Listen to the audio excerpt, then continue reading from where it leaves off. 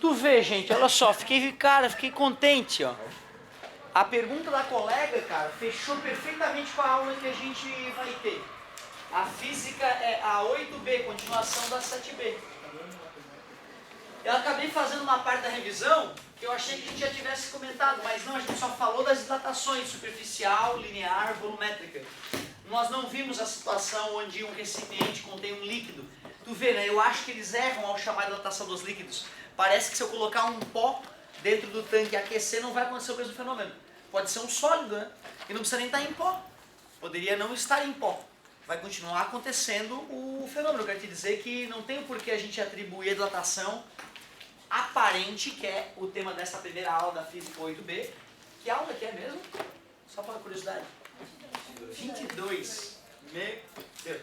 Então tu vê, ó, a aula 22 da Física 8B é sobre dilatação aparente. Eu não vou chamar de dilatação dos líquidos, me recuso.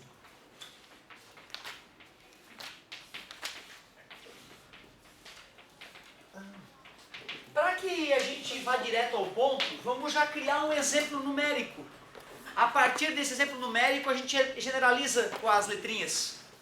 Então, olha só.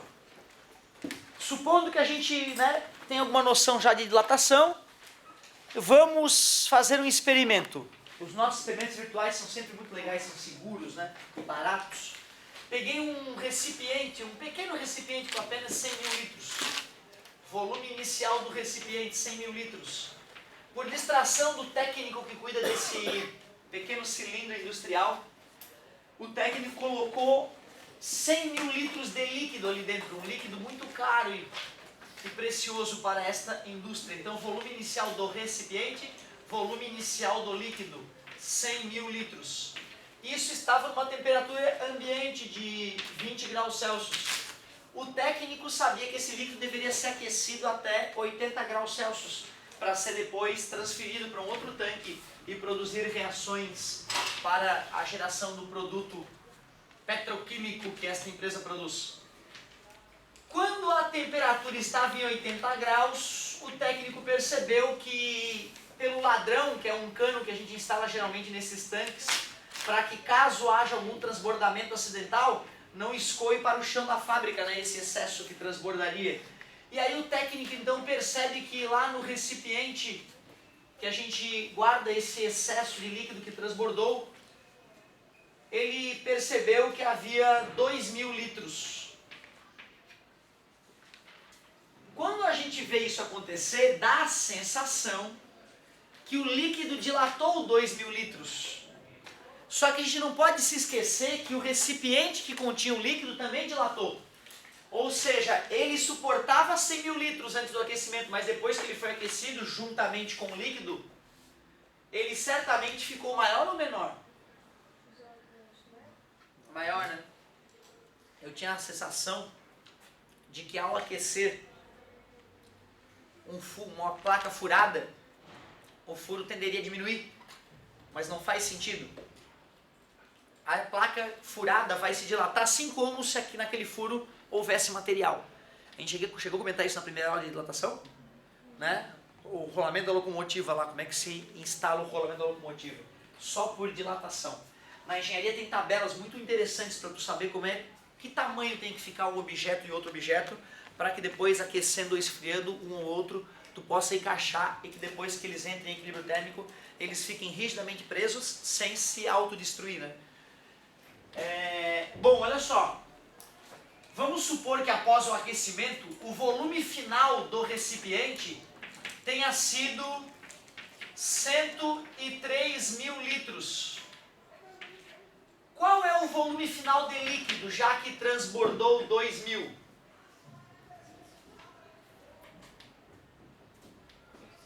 $105.000, né? Obrigado, amigo. 105 mil litros. Se nós fôssemos calcular a dilatação do recipiente, o que é a dilatação do recipiente? É o volume final do recipiente menos o volume inicial do recipiente. Quanto é que daria essa dilatação do recipiente? No final ele ficou com 103 mil, e no início o recipiente tinha 100 mil litros. Então tu vê, o recipiente cresceu 3.000 litros em sua capacidade. Se nós fôssemos calcular a dilatação do líquido é o volume final menos o volume inicial do líquido. O volume final de líquido, nós raciocinamos que tinha que ser 105 mil. E o volume inicial, como o recipiente estava completamente cheio, era 100 mil. Portanto, o líquido, na verdade verdadeira, dilatou 5 mil. Isso aqui é que se chama dilatação aparente, ó. Isso aqui é que o vestibular pode tentar nos enrolar com essa ideia, fingir que aquilo é dilatação verdadeira. Nós sabemos que não.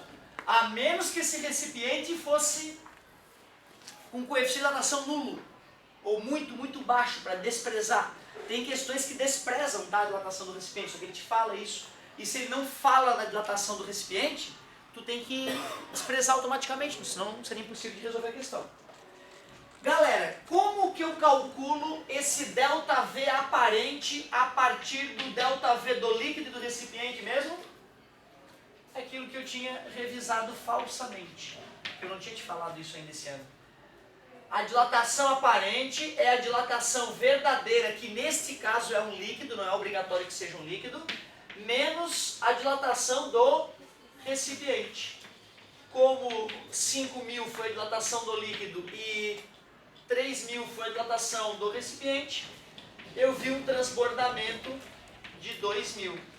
Ah, entendi, professor. Então sempre o que transborda é a dilatação aparente. Não. Só porque estava completamente cheio.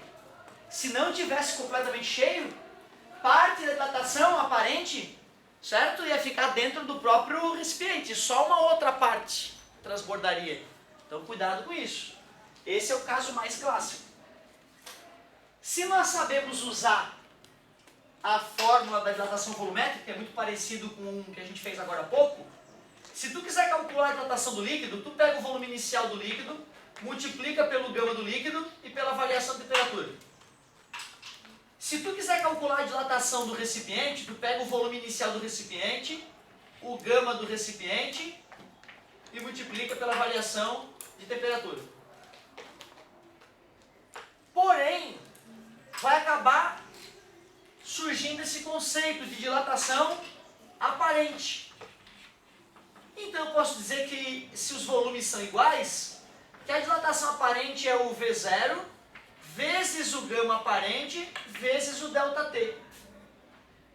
Usando essas três equações e essa outra ideia aqui, né, substituindo essas três equações nessa outra ideia, fica fácil provar matematicamente aquela equação que eu também revisei, que o coeficiente de dilatação aparente é o coeficiente de dilatação do líquido ou real, né, do objeto que está sendo estudado, subtraído do coeficiente de dilatação do recipiente, que contém esse líquido com este objeto, sólido que seja. Não é difícil, tá? Tu só substitui, no lugar do ΔV aparente tu coloca isso aqui, no lugar do ΔV do líquido tu copia isso, no lugar do ΔV do recipiente tu copia isso, corta o ΔT e corta o V0. Pronto, a equação está deduzida. Não tem nada demais. Fiz até um exemplozinho para ti, ó. Claro que numa questão como essa, o cara pode me fornecer tudo, menos o volume inicial do recipiente ou do líquido, pode fornecer tudo, menos o volume final do recipiente, pode fornecer tudo, menos o volume transbordado, pode fornecer tudo, menos o gama de um dos caras. Então tem várias maneiras de cobrar, né? Não é sempre calcule o quanto transbordou. Essa é a clássica.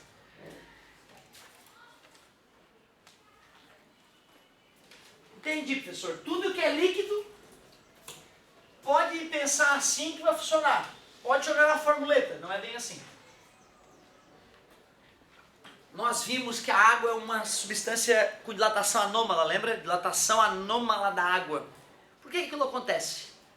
Apesar de eu esfriar a água de 10 para 9, 9 para 8, 8 para 5, 5 para 4, a molécula d'água vai vibrando cada vez menos. E a tendência é que ela ocupe um volume menor, né? Já que a eletrosfera fica menorzinha, já que a vibração é menor. Tranquilo? Pensa no vespeiro, né? Se as vespas ficam agoniadas, elas acabam ocupando um volume maior. Uma analogia bobinha, mas que pode te ajudar. Porém, a distância entre as moléculas de água não é definida só pela agitação da molécula, é definida pelas forças intermoleculares, que nós sabemos que no caso das moléculas de água são chamadas pontes de... E as pontes de hidrogênio enfraquecem junto com a temperatura. E aí então, até 4 graus, quando eu vou resfriando a água, né, de 10, 9, até 4 graus ela vem encolhendo, vibrando menos e a distância entre as moléculas vai encolhendo. Porém, quando eu atinjo 4 graus, é a situação onde a água vai ocupar o menor volume por unidade de massa. Ou seja, é que vai apresentar a máxima densidade. E poderíamos dizer que é a máxima atração entre as moléculas, dada a ponte de hidrogênio. Abaixo de 4 graus, 3,8. Apesar de a vibração de cada molécula ser menor, está esfriando. A ponte de hidrogênio enfraqueceu demais. E aí as moléculas, já que a atração entre as moléculas diminui, então as moléculas se afastam umas das outras, fazendo com que a água, como um todo, ocupe um volume maior, abaixo de 4 graus. E aí a água, então, sofre uma dilatação, agora chamada de anômala, porque com o resfriamento a água dilatou. Isso se evidencia quando uma garrafa de água congela no freezer na hora de casa, né? E a garrafa fica deformadona. Porque abaixo de zero dá mais uma dilatada ainda. O gelo, portanto, é menos denso que a água e por isso o gelo flutua. E o gelo é um bom condutor de calor, né? Um bom isolante, lembra do iglu. Né? O esquimó faz aquela barraquinha de gelo temporária para se proteger do frio extremo. Acende na fogueirinha, ele dorme a 30 graus mesmo quando lá fora está menos 40. Certo? Então uma parede de poucos centímetros de gelo é um ótimo isolante térmico. E a camadinha de gelo nos polos do planeta, em cima do oceano, é fininha ou é grossa? Gertrude, a galera faz rally, né, na Suécia, em cima do oceano. Né? Tem lugares que é 30, 40 metros de espessura. Um puta do cobertor. E aí a vida continua florescendo lá embaixo. Certo? Nós sabemos que os pulmões do mundo são os oceanos, fitoplânctons, alguinhas microscópicas que se convertem, né, através de fotossíntese gás carbônico em oxigênio. Certo? Então a vida na Terra hoje é o que é, a evolução se deu do jeito que deu, inclusive porque a água se dilata de maneira anômala. A galera que entende a natureza e a vida como um projeto divino, né, de um criador, usa este argumento para falar sobre a existência de Deus. Eu acho um argumento interessante, né? Dá a sensação realmente que, pô, parece que alguém projetou de propósito isso, né? Galerinha, cuidado, tá? Se eu fosse fazer o gráfico da densidade da água versus temperatura, a densidade é máxima em que temperatura mesmo? 4 graus Celsius positivos, tá, pessoal? É muito comum a galera colocar um menos ali, que eu não sei porquê, é positivo. Aí a densidade é máxima, certo? A 4 graus. Se eu fosse fazer o gráfico do volume ocupado versus temperatura, aí a 4 graus o volume ocupado seria mínimo, concorda comigo? Qual é a temperatura da água nas profundezas abissais? 4 graus, porque a água que afunda mais é a que é mais densa, a 4 graus. Por isso que a temperatura do fundo dos oceanos é constante, praticamente invariável, lógico, né? Não vai pegar lá perto de um cara que está vertendo gases quentes da crosta terrestre. Aí lá a temperatura é altíssima, né? Mas fora dessas regiões de atividade vulcânica, tu vai ter uma temperatura de 4 graus Celsius. Muito bem. Acho que é o suficiente para tu arriscar alguns exercícios dessa aula, esses nossos comentários. Com licença. Então, ó, anota aí. Perdão. Anota aí a tarefinha mínima.